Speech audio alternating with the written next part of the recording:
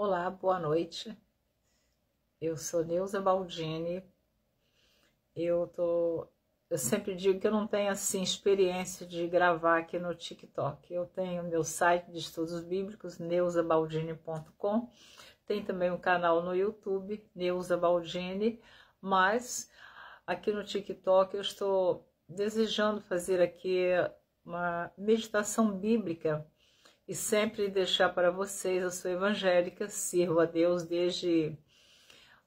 me batizei com 13 anos de idade e com 5 anos a minha mãe me apresentou Jesus e com 13 anos eu me batizei.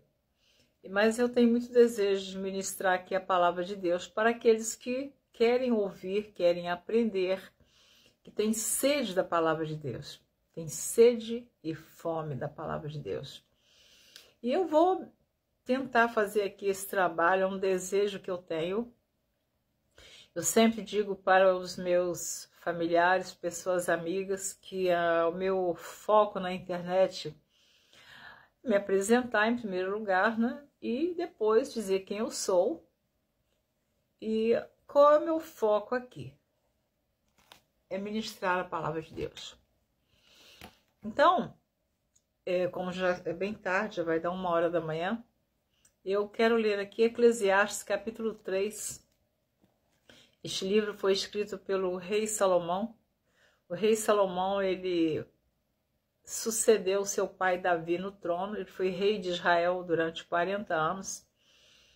Quando Salomão assumiu o trono, que seu pai havia morrido, ele fez uma oração a Deus pedindo sabedoria. E Deus, em sonho, Deus revelou para ele, respondeu que ele ouviu a oração que Salomão fez. E que como ele pediu sabedoria, que ele daria a ele sabedoria e riquezas. Muita riqueza e muita sabedoria. Como ninguém, ele teria sabedoria mais do que todos na terra, no mundo. E ali, Salomão, neste momento, ele com certeza se sentiu fortalecido com a resposta de Deus. Porém, a história de Salomão é uma história que eu não vou contar aqui. Ele teve uma vida longa, porém,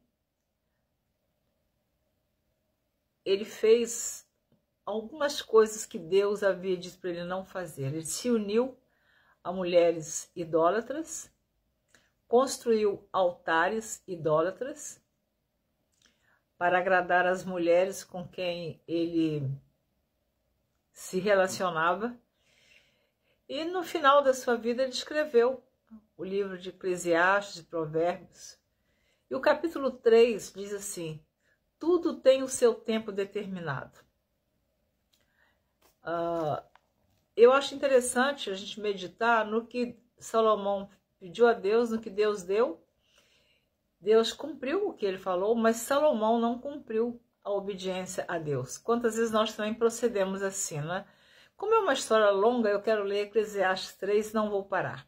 Então, está dizendo aqui, tudo tem o seu tempo determinado e há tempo para todo o propósito debaixo do céu.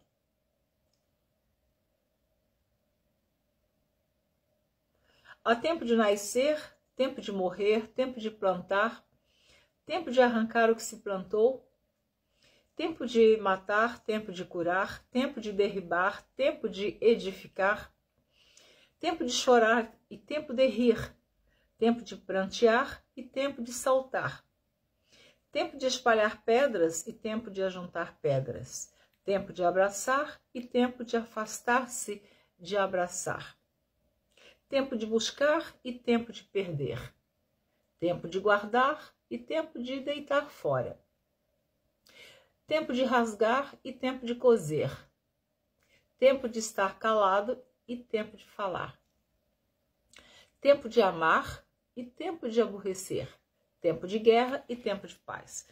E nesses poucos minutos não dá para eu explicar todo esse tempo que Salomão está dizendo aqui. O que eu entendo aqui desta passagem é que ele entendeu que por todos esses tempos ele passou.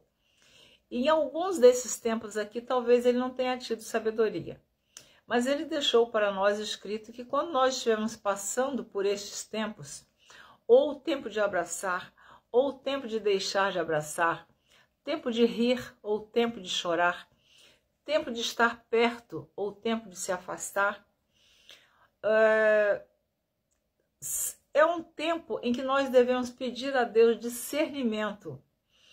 O porquê que está acontecendo isso na nossa vida? Por que nós estamos agora no tempo de rir? Porque estamos tendo alegria. Por que estamos no tempo de chorar? Porque tivemos perdas, tristezas, entes queridos nossos que se partiram. Por que tempo de abraçar e tempo de deixar de abraçar? Às vezes você quer tanto abraçar sempre uma pessoa. Você quer aquela pessoa com você. E enquanto você tem aquela pessoa bem juntinho, bem pertinho de você, pode ser filho, pai, marido, esposa, namorado, noivo, ou uma pessoa querida, e você tem tempo de abraçar aquela pessoa e você não abraça. E vai chegar um tempo que essa pessoa vai se afastar de você por algum motivo.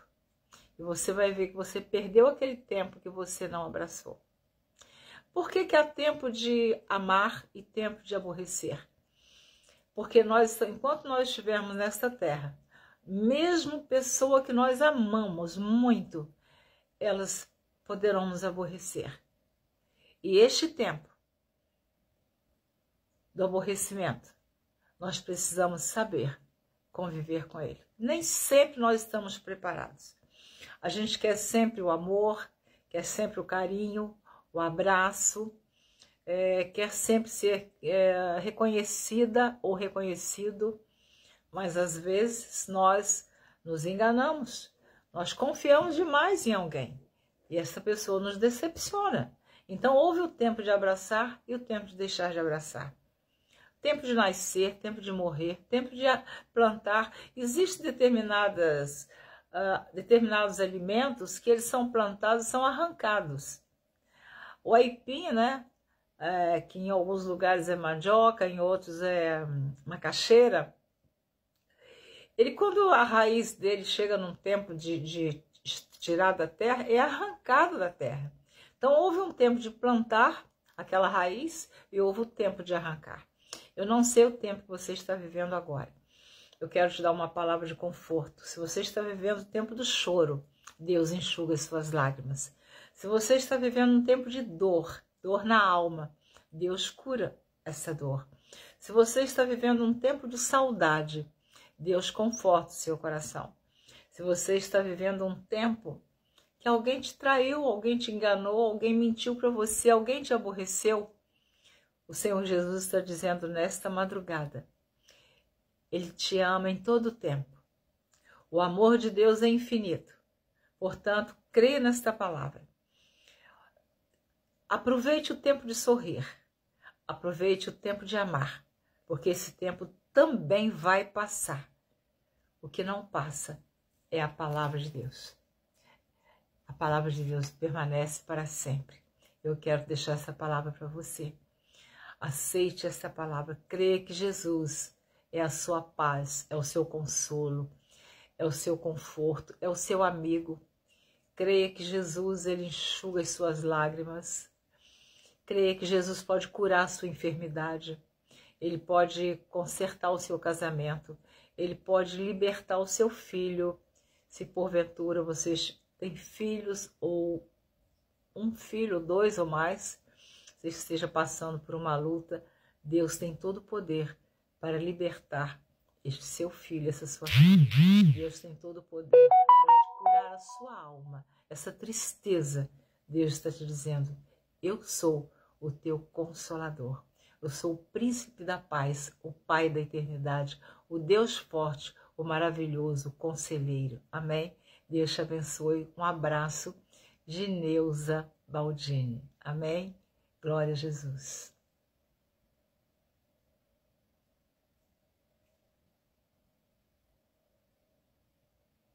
Vou ministrar sempre a palavra de Deus, assim que eu tiver oportunidade.